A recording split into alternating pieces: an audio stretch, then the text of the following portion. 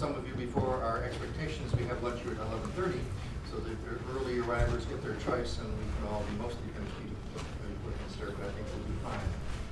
We may go on a bit beyond our usual time today, but I think this talk will be finished before 1 o'clock, and there will be time for questions.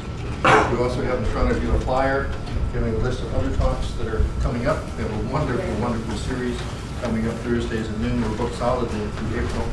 Also, you might want to be aware that we're interviewing 6 to 8 job candidates in addition to these, and those will be here for the last 2 weeks of February on Tuesdays and Thursdays at 3:30 giving talks. Anybody who's on the list will get information about that sent to them in email. Without further ado, I'll make an introduction that's even briefer than usual so we don't take much time. But it's a very special privilege to have Ajit Varki with us today. Many of you know him already because of participating in activities for the Center for Academic Studies of Anthropogeny, which he's run now for how many years at UCSD? Originated about 17, but it's been official for about 10. 10 years. So I found this just an invaluable resource that he's created really out of his own intensity and commitment to bring together people from different fields to work on important questions. They meet once or twice a year with a distinguished little group on one particular topic. I've also had the privilege of working with him on 2 particular ones, one on evolution medicine that he did before, another one on evolution and the origins of altruism, and we're going to be talking this afternoon about another one on evolution and medicine when we work together this afternoon. I just think Hachette is one of the gems of the academic world. It's just done wonders, and it also offers data for people who need data to do special things. It's a wonderful piece. And not many people do real glycobiology, basic chemistry, and primatology, and genetics, and evolution, and anthropology, and organize things for people. We can only try to emulate a lot of what he has created at UCSD. He did his original training in India, including his medical training, and then, like so many people, had to come here to do it all over again at Temple. He's exceptionally well educated from that point of view. He didn't stop for a minute, though. He went to UCSD, where he's had his whole career, been head of oncology there as a practicing physician, and gradually transitioned into more and more administrative and basic research, especially focusing on glycobiology and the differences between humans and other primates. This has gotten him whole pages of lists of awards and membership in the Institute of Medicine, membership in the AAAS. He's one of the more distinguished scientists of our time. We'd love to have a chance to talk, get a chance. I won't spend another minute of your time. Please carry on. Thank you, Randy, for that kind introduction. It's really a pleasure to be here. So, is the microphone on? Oh, so is the microphone on? Yeah, it's just for the camera. Oh, it's just okay. Can you hear me? Okay. Do I need to speak up more? Let me see if I shut the door. Okay, that might help. Usually this room works with the shut close door. How's that? Can you hear me now? Okay. So yeah, raise your hand if you can't hear me and I'm getting too low in my voice. So I realize this is sort of a multidisciplinary kind of audience, and I expect a wide range of people here. So I've decided to give a rather unusual talk which goes all the way from a single oxygen atom to the origin of humans. So bear with me. In some areas I'll be very superficial because of that. So aficionados may feel that I'm being very superficial, but that's my idea, to give a little bit for everybody. So my major research interests are in a family of molecules called Sialic Acids, but particularly in the context of uniquely human diseases and anthropogeny or human origins. So given the nature of the center, I should be talking more about uniquely human diseases, but I'm going to talk less about that because I'm coming back for a symposium in the spring in which I'll talk more about that. So let's begin with sialic acid biology. This is a lymphocyte from your blood with an electron microscopic picture, and here is the surface of the cell decorated with this stain and decorating this massive carbohydrate layer. So every single cell in nature, no exception, is covered with a dense and complex layer of glycans.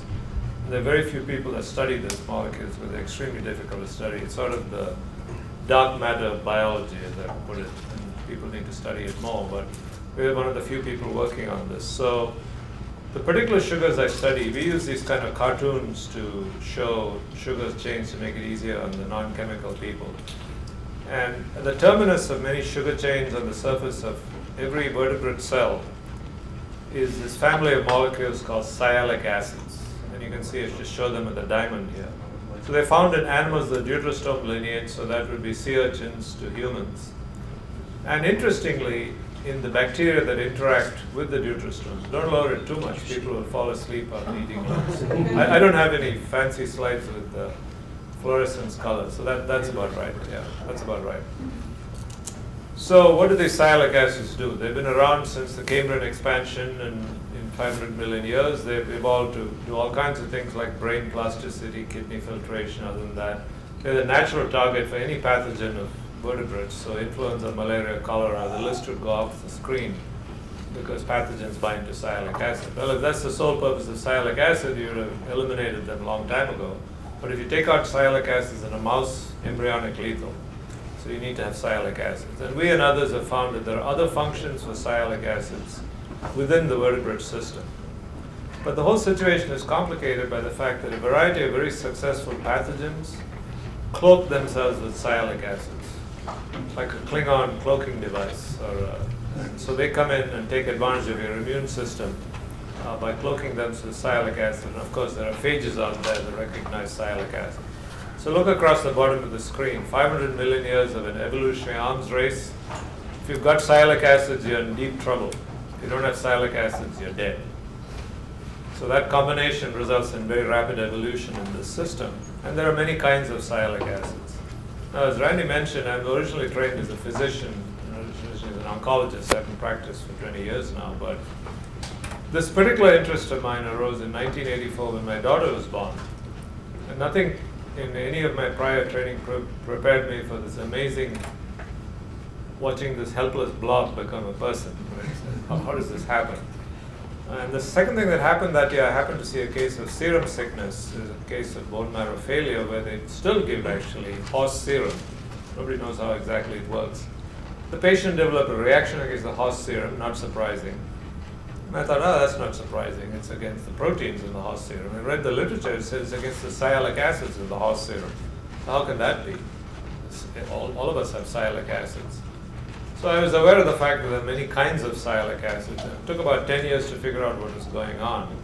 There are actually two major kinds of sialic acids on mammalian cells, AC and GC, and they differ by one oxygen atom. AC is the precursor of GC. And GC was claimed to be missing in humans, and we went back and had to check on that. But it was claimed to be present in cancers and fetuses, and yet humans had antibodies against it. This is all very old literature. It doesn't fit with any kind of oncofetal antigen or anything. What's going on here? So we decided to investigate this. It took 10 years actually before we finally figured out what was going on. In those days it was claimed that humans and chimpanzees are identical essentially, and that all the difference was gene expression. The King and Wilson hypothesis. So we instead stumbled on the first known genetic difference between humans and apes. So here's your standard diagram of our common ancestor with chimps and bonobos, gorillas and orangutans. We inappropriately call this species the great apes. In fact, we're closer to the chimpanzee and the chimpanzee is the gorilla, right? And basically, sialic acids in blood and all of the tissues, AC, no GC. And basically, we are a knockout. For a single alu-alus fusion event took out a gene that converts AC to GC. So we have the same amount of sialic acid, but we are missing one kind. So this happened to be the first known genetic difference between humans and apes, and got me very interested in this subject beyond sialic acid biology. We of course made a mouse with the same mutation, and I'm not going to go through this slide just to tell you that we found many human-like phenotypes of these mice. Obviously not very much like humans, but there's many individual human-like phenotypes we published on. But I'd like to focus in on the changes we found that may be related to the origin of modern humans. In the last 3 million years, there's a very simplified view of a very complex series of events involving genus Homo, eventually with us emerging maybe 100 to 200,000 years ago. And taking advantage of the ALU-mediated mutation that had occurred in this gene and a few other tricks, we basically very roughly timed the inactivation about 3 million years ago, and the fixation, the identical mutation is present in all humans, maybe about 2 million years ago.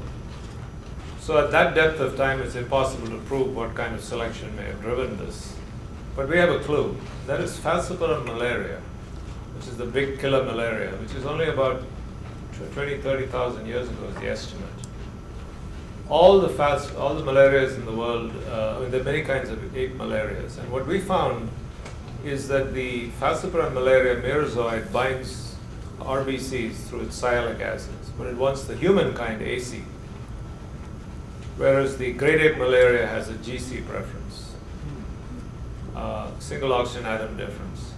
So to cut another very long story short, based on the work of others and ourselves, Pascal Gagnon and I kind of summarized this situation like this, that perhaps 2 to 3 million years ago, there are many ape malarias all across Africa, and falciparum malaria is one tiny little branch from one, probably a single transfer from a single gorilla into humans. So here's what we think happened, that we escaped the GC target, had a free ride for a while, and of course the parasites always win in the end, right? And the falciparum malaria parasite has emerged out of one little clade of ape malarias, and it binds AC really well.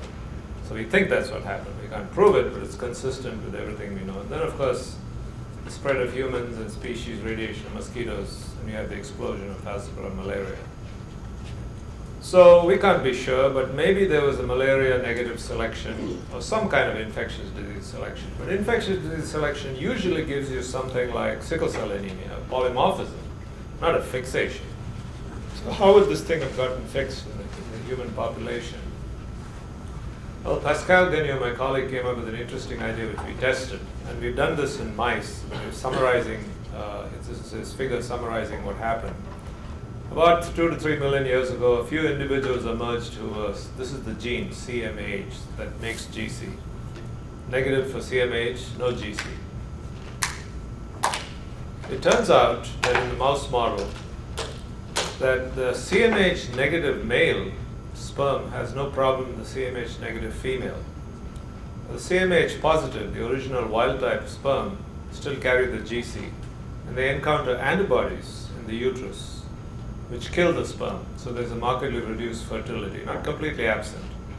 If you model this, you can now show these rare individuals have an enormous advantage over these common individuals. And if you model that, you could get speciation in 20 to 40 generations.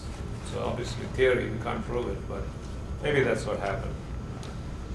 So Pascal calls this cryptic female choice, right, in the uterus. And so we would separate out in this manner, we imagine. For what it's worth, we speculated in a very careful fashion that this happens to be 2 million years ago, the origin of the genus Homo. And we're trying to look at fossils now and fossil DNA and so on to see whether we can prove that this might have actually been part of the emergence of the genus Homo. Anyway, we'll see.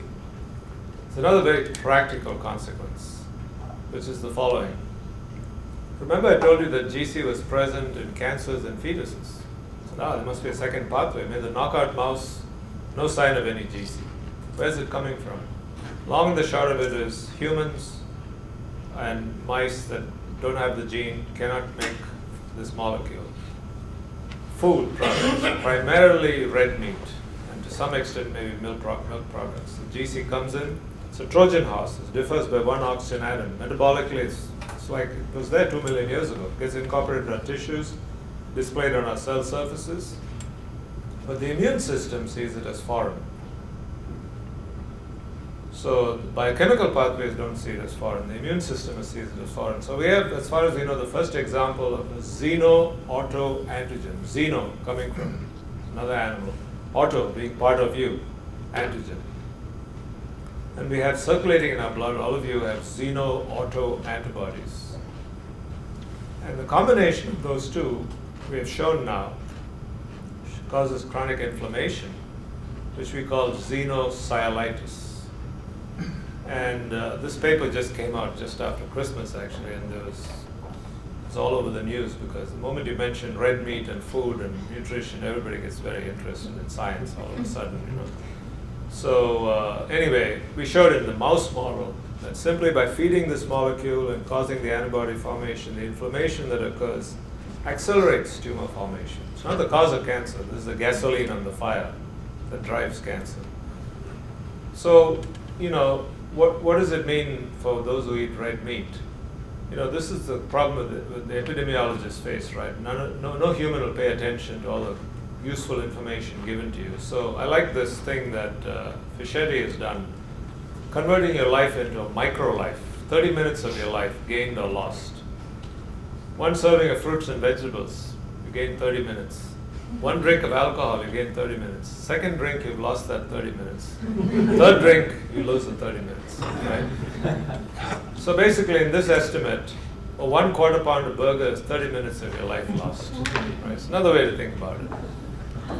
So now you would think that people in my lab who are seeing mice getting cancer from this, apparently accelerated by this molecule, and we have some evidence that this is what's happening in humans, would have stopped eating red meat.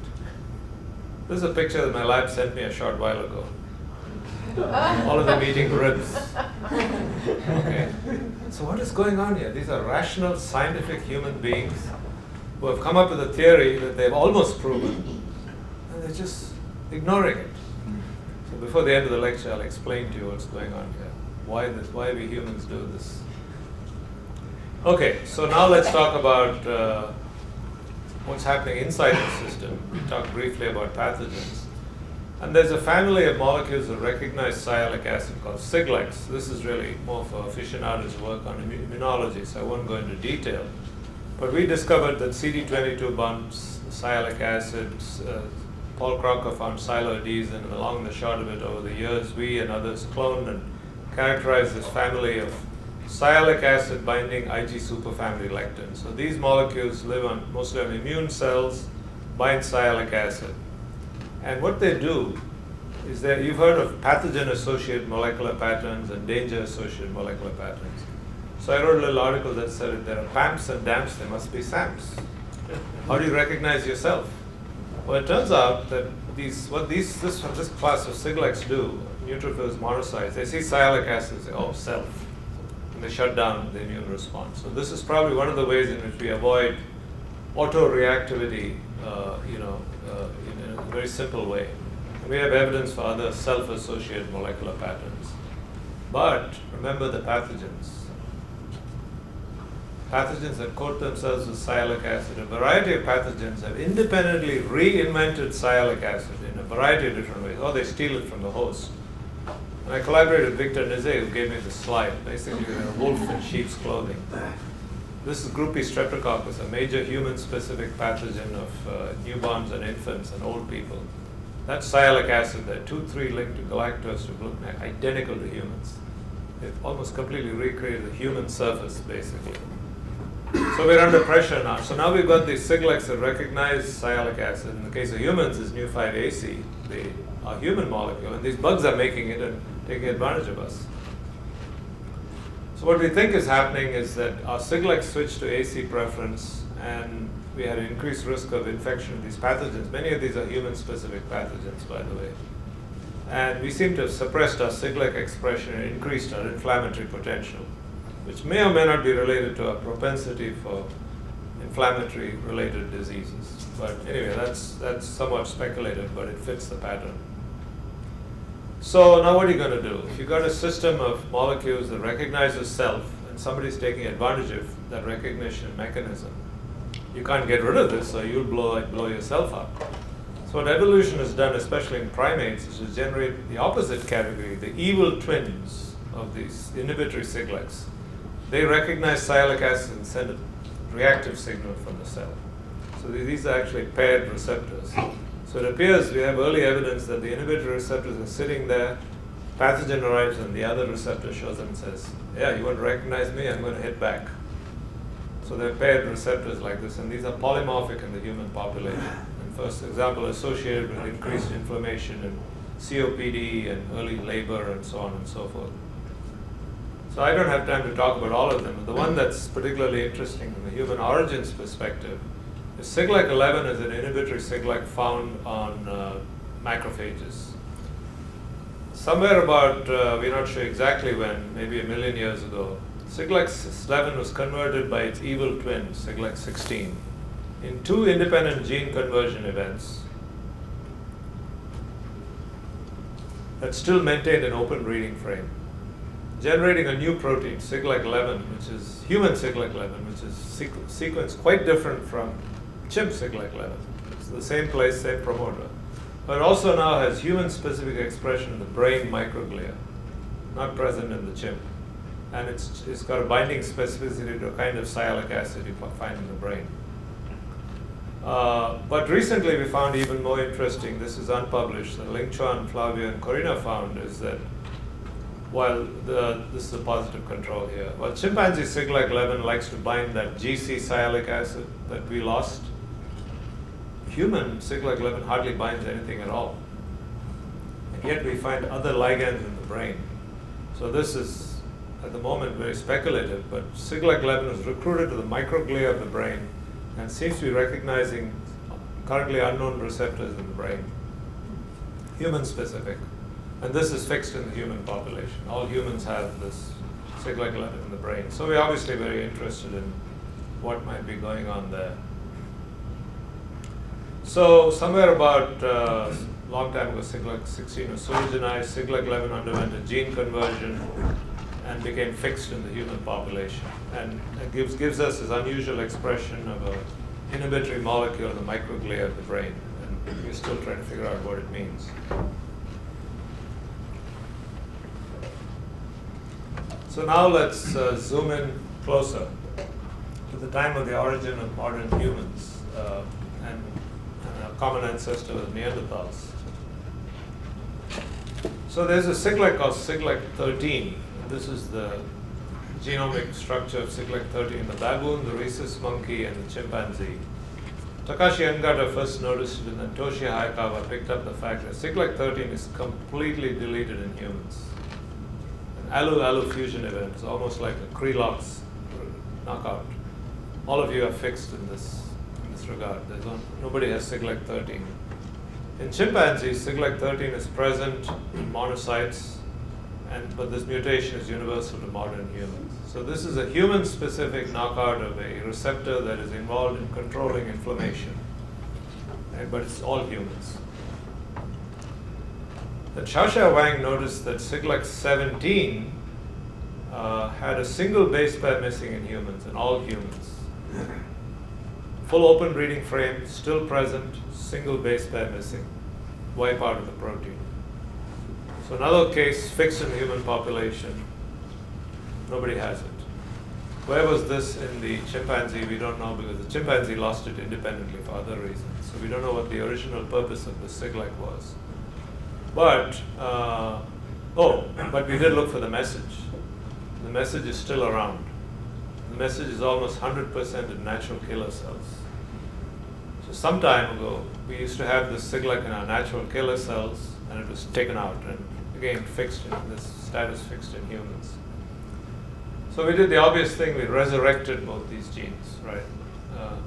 For the 13, we simply took the chimpanzee gene, the human gene is gone.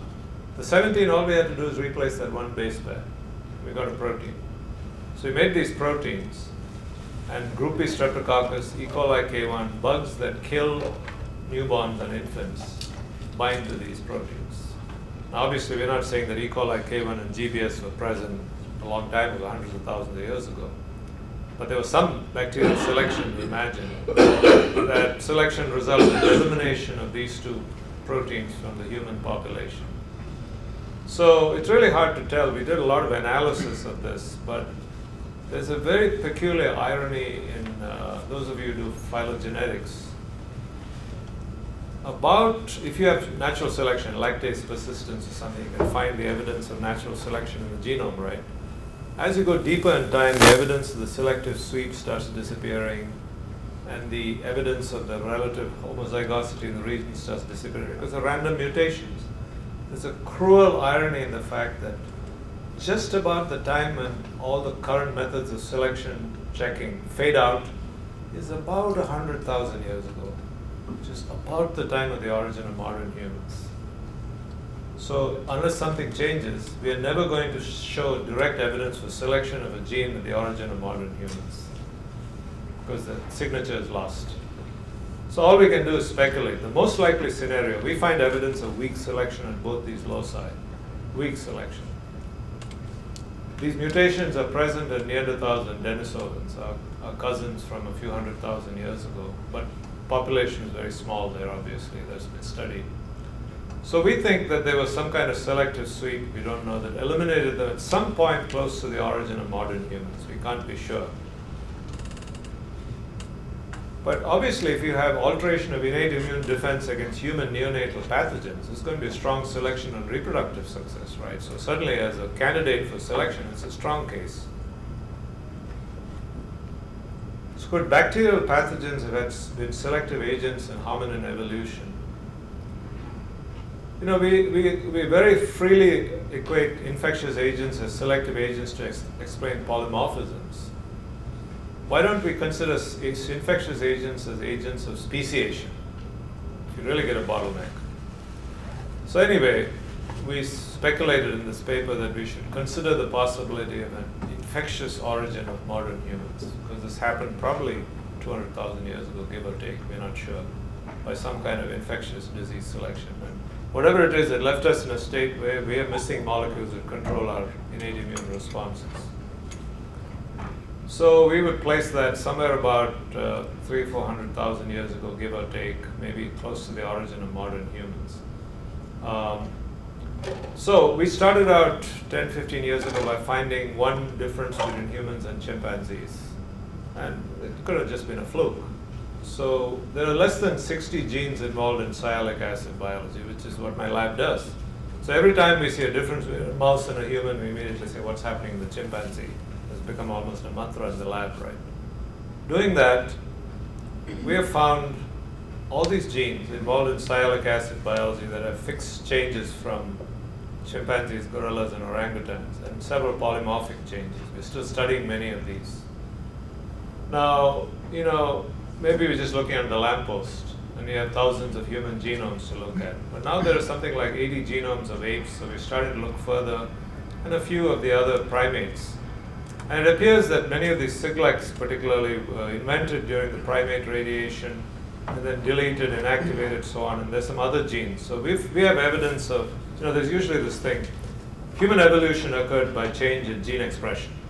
Human evolution occurred by gene deletion. Human expression occurred by functional change, when selection in this way. All of them are true. Naturally, in a story like this, it's all going to be true, right? So we've got evidence of inactivation, deletion, functional change, gain, conversion, etc. But we need to do a lot more work on this part of the tree before we can really say that, what we'd like to say, that humans underwent a hot spot in sialic acid biology, with this competition between pathogens binding, pathogens imitating, inflammation, infection, and so on and so forth. Okay, so that brings me to uniquely human diseases. What do I mean by that? So my wife Ajit Varki is a pathologist, so we've spent a lot of time going to primate centers and looking at their reports and so on and so forth. They use Harrison's textbook of internal medicine, the same textbook I use.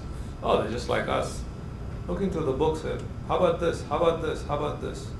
Oh, we don't see that, we don't see that, we don't see that. Why don't you report it? Well, we thought we wouldn't be interested, it's not like humans. So wow, that's great. So we wrote a little summary in this annual review a couple of years ago. What apparent differences between humans and non-human hominids, incidence and severity of biomedical conditions that are not related to upright posture or anatomical differences. And you probably can't read this very well, I'll just tell you in a nutshell. There's never been a case of coronary thrombosis and myocardial infarction in any ape, and they have very high LDLs and high LPAs, and they're obese and diabetic and hypertensive. Falciparum malaria, I told you, is uniquely human. There the study was actually done years ago. Bad old days, people tried to put falciparum malaria and ape malaria in both directions. All the bacterial STDs are uniquely human. Typhoid, cholera, AIDS probably, although there's AIDS-like syndrome in some chimpanzees. Less clear is, but suspicious, is the complications of hepatitis, Alzheimer's pathology, carcinomas, preeclampsia. Meanwhile, they're getting these other strange cardiac diseases and renal diseases that have just not been investigated very much. And even less clear, I put in a possible simply because it's lack of evidence. I've been asking ape researchers in captivity, have you ever seen a case of bronchial asthma, polycystic ovarian disease, rheumatoid arthritis? No, none. So I don't know. So all I can say is that while I fully agree with those who say we should study animals to understand human biology, and there's plenty of good animal models. We study mice. I think we should also look at the flip side. What's unique about us? And it may be that half of all our diseases are uniquely human. So I'll just show you one quick example where we have nailed what's going on. Typhoid, not salmonella, which you get from shellfish or eggs or something like that. Typhoid is a salmonella that has this powerful toxin that basically kills 20-25% of untreated people. The long and the short of it is this paper just came out.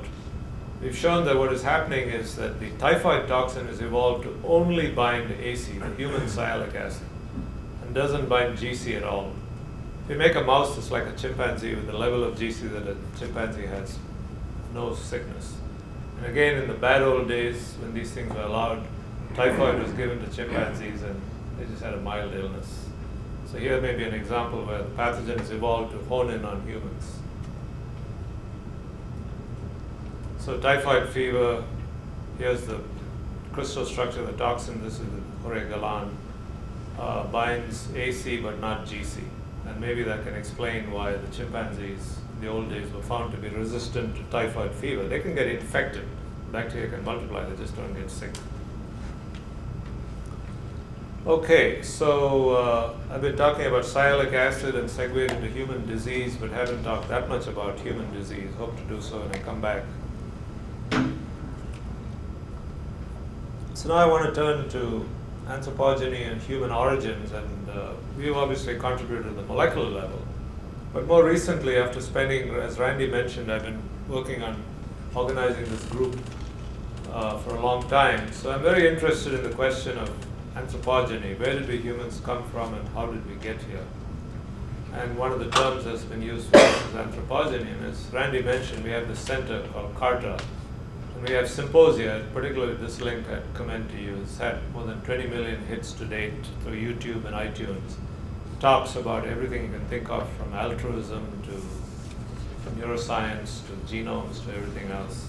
So we bring together people from all across different disciplines. Actually, privately, it's my private education seminar series. I get to bring all these famous people in and learn about human origins. So here's a key question. How different are humans and chimpanzees? I don't mean at the genome level and so on, in terms of cognitively. Well, Jane Goodall, Tatsuro Matsuzawa, Franz will tell you, incredibly similar to us. Come on, every time you turn around you say, it's human specific. Nah, chimpanzees can do that. Of course. Turns out they're very, very similar to us. But reporters, science reporters like John Cohen and Jeremy Taylor go and look at this question in detail and say, they're very different from chimpanzees. Actually, both conclusions are correct. Depends on which one you're interested in. And I think we need to study both, but I'm interested in what made us different. So let's look at cognitive difference. How did we evolve cognitive differences from the great apes? We obviously have many cognitive differences. So if I give this kind of lecture and I segue into human origins, cognitive stuff, people will come up to me and say, no, you got it wrong. So 2005, this fellow sits next to me and says, you're asking the wrong question. Danny Brow, chair of cell biology. I said, Danny, you have a great idea. You gave me a great idea. Why don't you write it up? Don't hear from him for a while. So what was he really saying? Here's what he was saying. Here's the evolution of vertebrates. When did species become self-aware, being able to recognize yourself, know who you are? I am me. And it's hard to be sure about it, but there's this thing called the mirror self-recognition test. Because of time, I'm not going to run these videos. You can find them on YouTube. Chimpanzees pass the test. Dolphins, this is a one-way mirror, seem to pass the test. Elephants with a very large mirror seem to pass the test. And some birds have passed the test. And there are arguments about exactly what the test means, but there are enough evidence to say that some kind of self-awareness, of self-image of yourself as a person, not just as a body, has been around for 300 million years. So Danny said, you shouldn't be asking what made us human. You should be asking, why isn't there human like elephant? Why isn't there human like dolphin? Why are we not competing with 3 other smart species? Why are they all stuck? So he turned it on its head and said that they're stuck and we slipped through. But what did we slip through? So I decided to contact Danny, send him emails, messages, so on and so forth. Looked him up, found his obituary on the internet. So he had dropped dead very suddenly. So I looked up, he had published nothing. So I wrote a letter to Nature about his idea, which I embellished further, called Human Uniqueness and the Denial of Death. And I won't read through this because I'll talk about this. So I thought, anyway, I've done my duty. I put Danny's idea. I'll tell you in a minute what it is. In order to understand the idea, you have to talk about this continuum in the cognitive development of theory of mind and intentionality. These are a lot of jargon terms, and I'm not an expert on this. Maybe experts in the audience who may think I'm not doing it exactly right. But around the age of 2, children pass the self-awareness test, as do chimpanzees. Around 3 to 4 years, they have this sort of rudimentary theory of mind, of understanding the minds of others. They don't truly understand false beliefs. By 5 years, they have full intentionality, third-order intentionality, and can understand false beliefs and read each other's minds. So in other words, I don't think a chimpanzee can give a lecture, because I not only know I have a mind, I know all of you have minds, you all know I have a mind. I can talk about Danny Brower, and you've already started imagining Danny Brower's mind. I can talk about Sherlock Holmes, and you can imagine Sherlock Holmes. This is the full theory of mind that only humans, and there are many other terms for this, these things. There's no good single term. And we, of course, have an extended theory of mind. Now we have a theory of mind of 1 billion minds on the internet, right? And this is one of the key factors that makes us successful. Now this is, to be clear, this is a continuum. This is not some kind of shining bright line, right? So I randomly made a list of things that would not work if you didn't have theory of mind. And I'm not going to go through the list, but it ranges all the way from acting to comedy to justice to laws to representational art to torture to trade. Many of you probably saw the movie Rain Man, right, with Dustin Hoffman. Imagine a world full of people like that. Very smart, very able, but not able to pass on culture and accelerate things. So I think most people would agree that whatever this thing is we're talking about, theory of mind is the best term, is critical for us becoming human, and that all these other animals are just missing it. So the question is, why didn't they get it? Why is it uniquely human? I mean, what's the big deal? I'm a chimpanzee, I'm self-aware. I know that you're another chimpanzee. Why can't I be aware that you're self-aware? Should be no problem. I would imagine it should have happened many times. We should have had many of these kind of species like humans. So the basic idea that Danny put forward, which I've expanded, is that it's maladaptive, not good for you. So I'm going to present very briefly a theory, which I could spend a lot more time on, but just keep in mind that any theory that makes progress is bound to be counterintuitive. And this is a theory about the human mind from an insect geneticist and a physician, so you're likely to be skeptical. But remember that I'm not giving myself airs, but sometimes important ideas come from not the place you expect. So here's this continuum that humans go through, actually in our ontogeny, in childhood. Chimps, elephants, dolphins, crows, they all seem to be stuck around there. Some kind of psychological evolutionary barrier. So what that might be. So you look at all these species, many of them are warm-blooded, long life, complex social organization, social selection, increasing intelligence. Many people in this room have written about things like that. Self-awareness may emerge, some kind of rudimentary theory of mind. Meanwhile, as Sarah Hurdy and others have written, helpless young, cooperative breeding, maternal instinct, empathy, all these things will be building up to where you'll have more and more of what you see in all these creatures. A lot of abilities to communicate, recognize each other, so on and so forth. So we should just go straight from that to full theory of mind. Why not?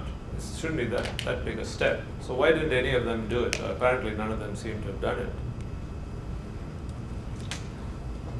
So imagine you're the first elephant in Africa in the last 100,000 years to be born with theory of mind, full theory of mind. You're the only one with this ability and none of the others have it. You can read their minds, you can tell lies, you can dominate, you can take over. It's fantastic. Look what humans have done with it. We've taken over the planet with this ability, right? So it should be great. Actually, it's a terrible thing at that initial instant for the individual. What happens is one of your friends or your mate or young one dies. Now, if you only had a rudimentary theory of mind, you would, like elephants or crows, dolphins, have some knowledge that some kind of death-like thing occurred. You'd have some feeling of it, but you wouldn't really get it. You wouldn't be able to translate that into your own death. So to truly understand your own mortality, you have to fully understand the mortality of another individual. And to fully understand mortality of another individual, you have to understand that individual as an individual. You have to understand the mind of the other person, right?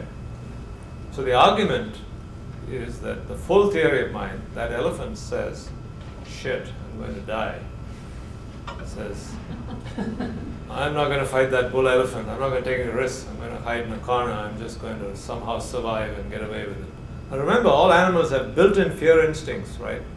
Frontal lobes, danger signal, amygdala, stress, fight or flight. All of a sudden, this fight or flight response is actualized into a really severe reality every day. You don't have to have danger around there. You just say, oh, I might die today. So what are you going to do? You're going to go hide in the forest, fail to reproduce, and fail to propagate the genes that you evolved.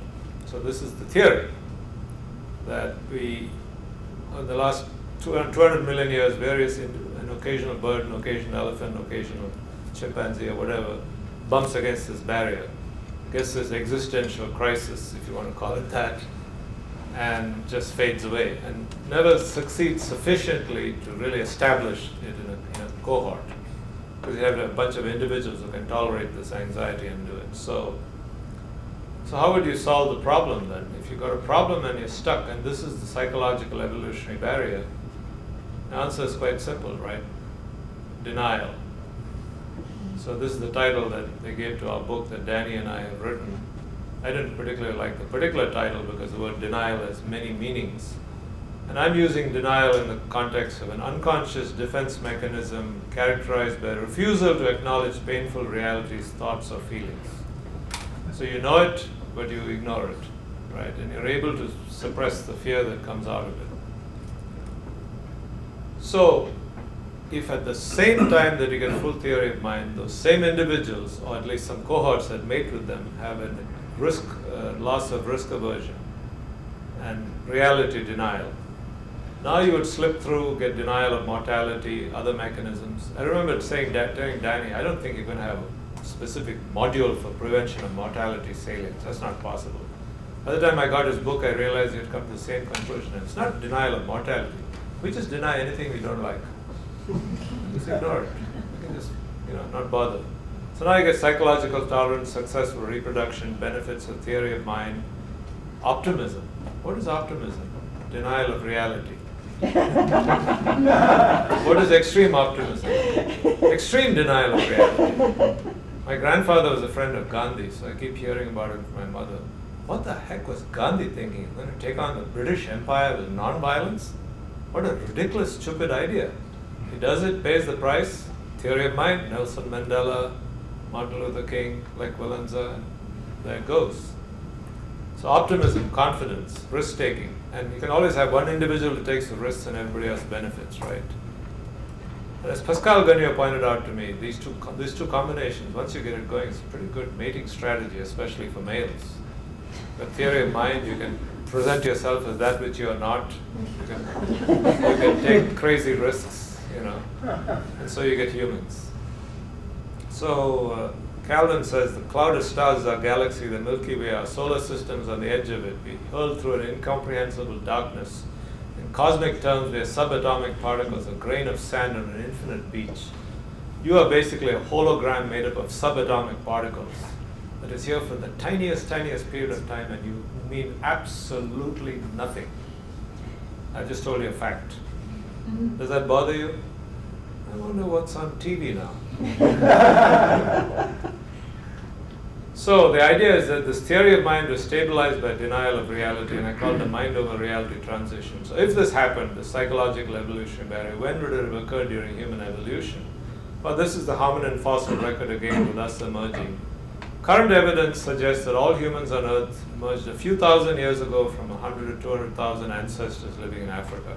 Okay, well that's just typical emergence of a species that then spread across. Something very peculiar. We replaced every other species on the planet with a few tens of thousands of years of limited interbreeding. A little bit of Neanderthal, a little bit of Denisovan, wiped them all out without exception. There is no other example of this. Any ecologists in the group, tell me about a single subspecies of any taxon, any clade, in which the single subspecies has spread all across the planet and consistently replaced all its sister taxa without exception. Without exception. So one of my ecologist friends said, no, that's not true. I said, well, you can tell me these ants came up from here and replaced all these ants, but they didn't replace all the ants on the planet, you know. So I finally came up with cyanobacteria. 2.5 billion years ago, they invented oxygen and killed all the other species. I said, okay, maybe I'll give you that. But really, it's very peculiar. And people don't take this into account in the origin of modern humans. So we must have had a killer app, literally, not just physically. Some way in which we could take over everybody. But what about cockroaches and ants? There are many strains of cockroaches, many species of cockroaches, many strains of ants. There's no single species of ants that has displaced and destroyed every other species of ant on the planet. So this would be like the grizzly bears of North America coming out, replacing all the bears on the planet with a little bit of polar bear, a little bit of brown bear, a little bit of this and doing that. Very peculiar. So, as you probably know, there were these anatomically modern humans in Africa with bones and brain or skulls just like ours. And there are many other species, they all disappeared. And I've written this thing called Thought Experiment, dating the origin of us if you're interested. So I think this is what happened. About 100,000 years ago, a small group of humans had this mind over reality transition. Now you got theory of mind, got optimism, risk-taking, this killer combination with which you can defeat anybody. You start burying your dead, you start making shell beads, you start recognizing each other, you can send messages across long distances. So interesting for what it's worth. If you look at the ontogeny that I just described, death anxiety, which is rarely studied in children for obvious reasons, in non-religious families occurs about this time. I remember my daughter asking, what happened to grandma? What happened to the cat? What's going to happen to me? So actually some people get worried about it. Don't worry about it, because within a few years they become invincible teenagers. Nothing can touch them. So for what it's worth, I'd like to suggest that this may be a case, or it doesn't always happen, where ontogeny recapitulates phylogeny. There's your Australopithecus, there's your Homo erectus, there's your anatomically modern humans, and there's the transition. So basically the idea is that two rare evolutionary negatives, I'm arguing, you'll have to give me that if you want to accept the theory, that initially, full theory of mind by itself in an individual results in death anxiety and failure to establish. Initially, denial of reality. If you're any species that denies reality, you'd be lunch for somebody else. You'd be gone, risky behavior. Combine the two at the right time in the right place, two very rare negatives, tolerance and death anxiety, establish themselves. So, this theory can explain several unusual features of humans. This full and extended theory of mind, which is beneficial for most aspects of human cognition. Our amazing ability to eat red meat in the face of seeing cancer in mice, right? Strong tendency for self-deception and false beliefs, overarching optimism bias, you've probably heard about that in humans, irrational risk-taking behavior, recent emergence of the dominant species on the planet making use of these attributes, replacement of all the other species with limited interbreeding. So I'll close with some consequences of this. We not only deny our mortality, the afterlife myths, religiosity, superstition, self-deception, overconfidence, risk-taking, optimism bias, many, many features that fit this, whatever you want to call it, reality denial. Unfortunately, denial of scientific reality, biological evolution didn't happen. Fluoride in the water is a communist plot. Herbal cures work. Vaccines don't work. Vaccines actually cause autism. UFOs, GMO fears, climate change. That last one, Danny in 2007 is writing in his draft, you know, this climate change, this is going to be the ultimate denial that's going to get us. Everything else we'll get away with. Bad news is you've got advanced stage humans. The good news is you've just about run their course and you should be on the mend soon. Planet Earth will do just fine. This is the average number of extreme weather events. By the way, a Carter Symposium in spring, watch out for it, it's about climate. And we decided, we usually talk about ancient climate, this time we have to talk about the future. So in spring we'll have one on that. So as Mark Twain said, a A man who carries a cat by the tail learns something and learned no other way. We've not only caught the cat by the tail, we can't let go now. It's too late. So that's, I think, the ultimate case of denial that's going to get us. In most other cases, whether it be national debt or healthcare or whatever, we'll figure it out, muddle through it. Humans are inventive. But this one is a bad one. So I'm not going to spend a lot of time on acknowledgements. I've named a few people around the way, but actually a very huge number of people, not just my lab and my family and everybody else, but also the extended membership of CARTA, people like me, many others who I've met and talked with over the years have had an influence on all of this. So I'll just leave you with this three-part area that we work on: sialic acid biology, uniquely human diseases, and human origins. So I managed to finish on the hour. Well done.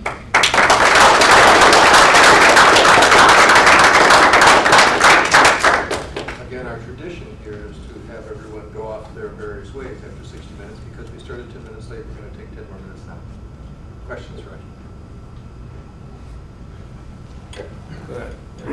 Of course, it's one thing to point out that the origin of humans is linked to denial of reality. The real question is, why did it happen then and there? Right. Do you have any speculations on that? So the speculation goes like this, that this magic combination of having theory of mind and denial of reality in the same brain. Individually, each of those things are rare, and each of them are maladaptive by themselves. So you have to combine them together. There's a chapter that Danny started, which I wrote, sort of speculated that initial period of time would have been a very strange period of time if this really happened. There'd be some people doing a lot of lying, because theory of mind allows the others taking too many risks, etc. And so this is one of these theories from absence. Only humans have from absence. Absence of, there's only humans have these two weird characteristics. And if you theoretically put them together, you can get, they can work together. Each cannot work by themselves. And it just so happens to fit.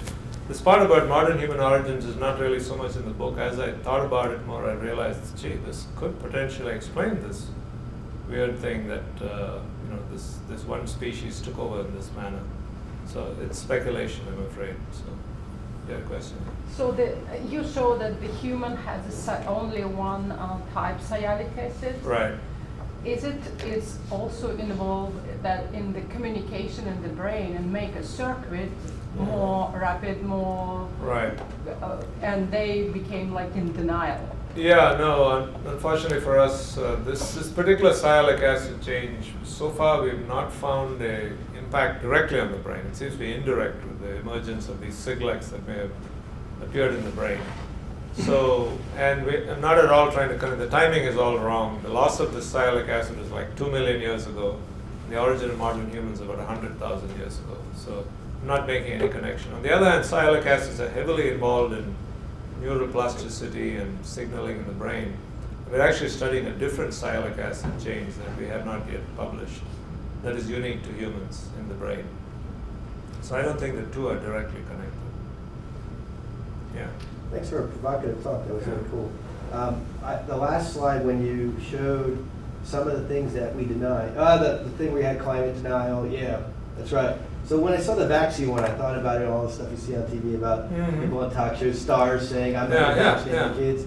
It seems like to me that's gone full circle back the other direction. Now they're worried, they're denying information that would alleviate a worry or fear. That's right. That's right. And so, to some extent, do you think it's the same neural mechanisms involved? It's, there's a book by Robert Trivers, the more recent one, where he talks about, he says, we deny our denial and then we deny the denial of our denial. It's just amazing. We have this amazing ability. People who have the knowledge and information, who should know better, are capable of these amazing feats of self-deception or, and so on. Yet the same brain can hold some very profound thoughts which are totally accurate and on the money. So, by the way, in terms of neuromechanisms, one potential finding is that the optimism bias. You get information in the frontal lobes, and you alert the amygdala and deep structures about stress. In humans, Tali Sherrod has shown that optimistic information is a very rapid update to the deep structures. Pessimistic information is a very slow update. So maybe that's the difference. So I wrote Tali and said, when you study depressed people, they won't have the differential. She wrote back and said, how did you know? So she's found that depressed people don't have the optimism bias. I mean, it sounds like a tautology, but it's not. It's actually, they don't have the bias towards optimism. So one of the very simplistic views of depression that goes, it's just simply the idea of depressive realism. Those that are depressed because they understand reality. The rest of us are looking through life with rose-colored glasses, writing NIH grants and hoping to get them. So. No, the next one's going to hit. Next one's going to hit. Other questions?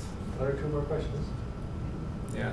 So your description of the evolutionary block Yeah. faced by the elephants and the dolphins and all, it seemed like you're looking at that in a very binary sense of either it's going to happen or it's not. But it seems like they would be shaped. So there are two criticisms there which are valid. One is, which is not completely valid as well. I'm a rational human being. I'm not scared. But that's because you already have the ability, right? So that's not right. That individual, though, I'm not suggesting it happens suddenly in one fell swoop.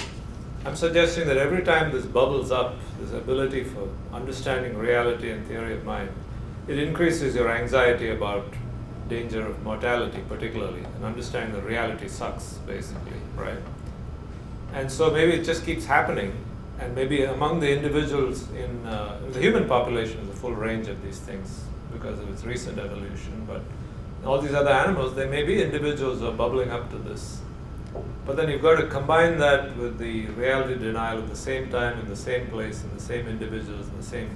And by the way, this can also explain the Neanderthal Denisovan phenomenon. Everybody's all excited about the fact that all of us have 2% Neanderthal. Some of us have 1% Denisovan, and the Africans have some 2% of some other ancient African. So we were interfertile with all those people. You should be excited about exactly the opposite. So how come there isn't a group of people in northern Europe that are 30% Neanderthal? How come there's no group of people in Asia that are 30% Denisovan? Because every time we won, so why should that be? Well, fluke, chance, no, ability, no, go further. Imagine that 200 genes alleles had to come together in the right combination to generate my magic combination. So out come these individuals with these 200 alleles that have to create the mind over reality transition. You make to the Neanderthal progeny are what I would call cognitively sterile. They're physically fertile, but within the human population, it's unlikely they would transmit this whole package of genes in one shot. Now, if you don't transmit in one shot, your fitness is going to go down a lot within a human population where cognition matters a lot. So the argument would be that every time a Neanderthal or human hybrid occurred, those hybrids didn't do very well for this cognitive reason. So I would argue, I've come around to the idea of, which is not popular, of human exceptionalism. Everybody else said we were just like another hominin. We just worked our way up and we were lucky, just did better. Well, it just doesn't make sense to me that if that's what happened, then why isn't there? Why aren't we a mixture of different? Why isn't the concept of race not true? Right? Why aren't there true biological races which don't exist? Instead, there's one little group. We're still 80% African, all of us, basically replaced everybody else. So it is speculative, but you can come up with a scenario of how it could happen. Yeah. You show that the only human have, not chimpanzee, have the Alzheimer's disease. Right. And all dementia. Is it like this is denial theory? Go to in the age, like when you show your slide. Yeah. Like, and 5 years old, it's an adult human, and then in the end of the life, the human is not have any fear anymore because it was total dementia. No, I don't know if there's a connection there. The finding with Alzheimer's is that the amyloid plaques are found in age-matched apes and humans. The tangles are never found. and the full-blown atrophy of Alzheimer's, even which you can see in some 50, 60-year-olds that autopsy humans, you don't see in chimpanzees. So I think that's something else. I think that's related to a different kind of process involving tau and some other molecules. Again, I can't link that to. But they just lost total control. Like they have no any mind. These people. Yeah. But that's a complete loss of cognitive abilities. And the question is, why don't apes and other animals, especially those that live a long time, why don't they develop those changes? So. Because they have no denial. Yeah. Well, I wish I could tie it in, but I don't think I can.